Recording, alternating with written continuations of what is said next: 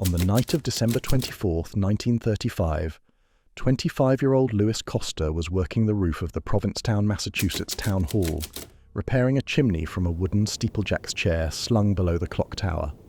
The roof was slick with ice. The chair broke loose. Costa slid off the edge, crashed through the branches of a small tree, and fell 100 feet to the ground. He had taken the job, the newspapers said, to earn a few extra dollars for Christmas. Picture it. 100-foot fall onto pavement, on a job with no scaffolding, no net, and none of the modern fall protection we would expect today, because that's simply how the work was done. So how did anyone make a living climbing church spires and factory chimneys by hand? Long before scaffolding towers and hydraulic lifts, tall structures, church steeples, clock towers, factory chimneys, still needed painting, repointing, and repair. Renting or building scaffolding to reach 300 feet was slow and expensive, especially for a single steeple visited once every few years for a job that might take only a few days.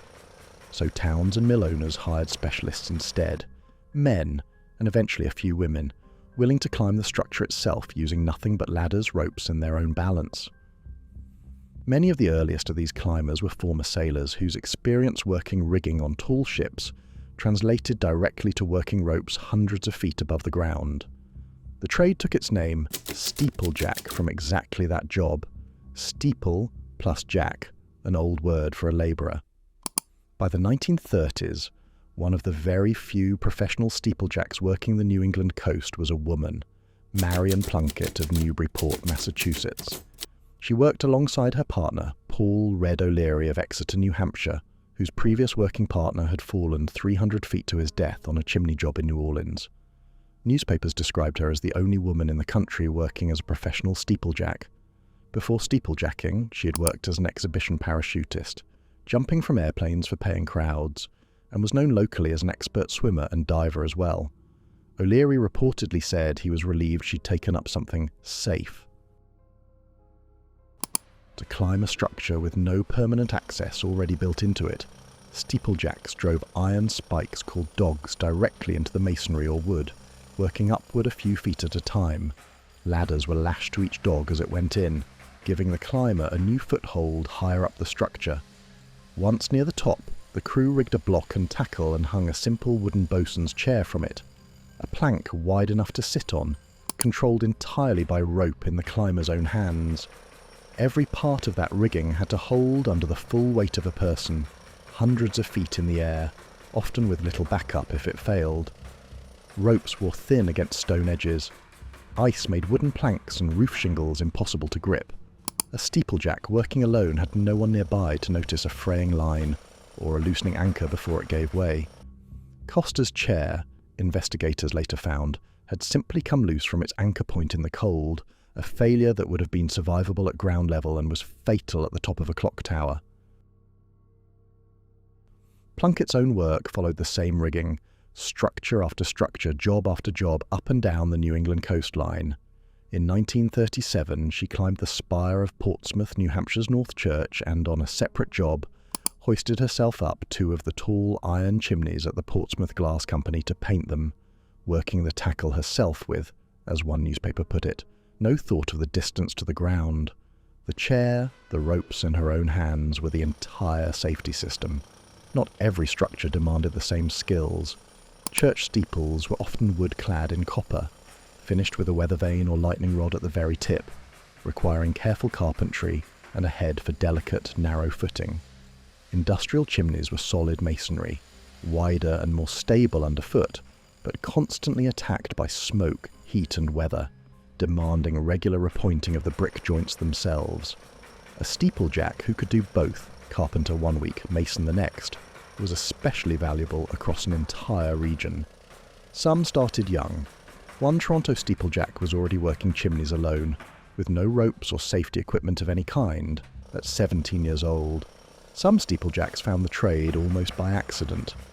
Charles Miner, a broke teenager living in New York, once watched a steeplejack fall to his death on a job site, and walked straight over afterward to offer himself as the dead man's replacement. Over the career that followed, he later claimed to have watched 7 more workers die and once fell 4 stories himself, crashing through a glass skylight and surviving with his life, if not his nerves, intact.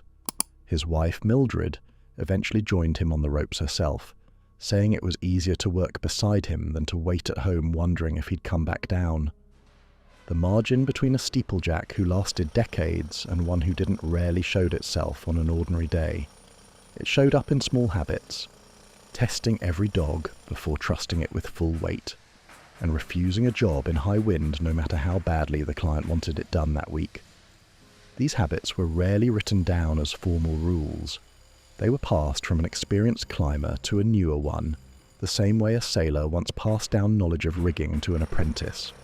A steeplejack typically spent years working under someone more experienced before taking on a job alone, learning by watching which risks a veteran refused to take rather than by any written manual. Many of the rope handling skills used by steeplejacks resembled those used by sailors, and, later, by other professions that worked at height. Local papers treated steeplejacks as minor celebrities. Plunkett made headlines simply for existing in the trade. One 1937 story ran under the headline, "Daring Girl Steeplejack Works Here," and crowds would gather on the street below to watch a distant figure inch up a spire or chimney with nothing underneath them. Reporters seemed as fascinated by the novelty of a woman doing the work as by the height itself, returning to interview her more than once over the following months. For a job built entirely on ropes, ladders and nerve, the appeal to onlookers was obvious. Everyone could see exactly what was at stake. As factories modernised and fewer brick chimneys were built, and as scaffolding, cranes and eventually industrial rope access techniques became cheap and standard, the free-climbing steeplejack of Plunkett's era gradually disappeared. A handful of firms still carry the name today. One New England company traces its steeplejacking work back to 1906. But modern regulations require harnesses and fall arrest systems far beyond anything normally used by steeplejacks of the 1930s, and the free-climbing version of the trade has all but vanished. Many of the church spires and old factory chimneys still standing in American towns were climbed by hand at least once, by someone working from a rope and a wooden plank with little margin for error. Few of them left their names in any record, and fewer still had a newspaper reporter waiting at the bottom to ask what it felt like. The steeples are still there. Most people walking beneath them have no idea anyone ever had to go up. These systems shaped the world quietly. If you'd like to see more of them documented, consider subscribing and tell us which forgotten craft or construction method we should uncover next.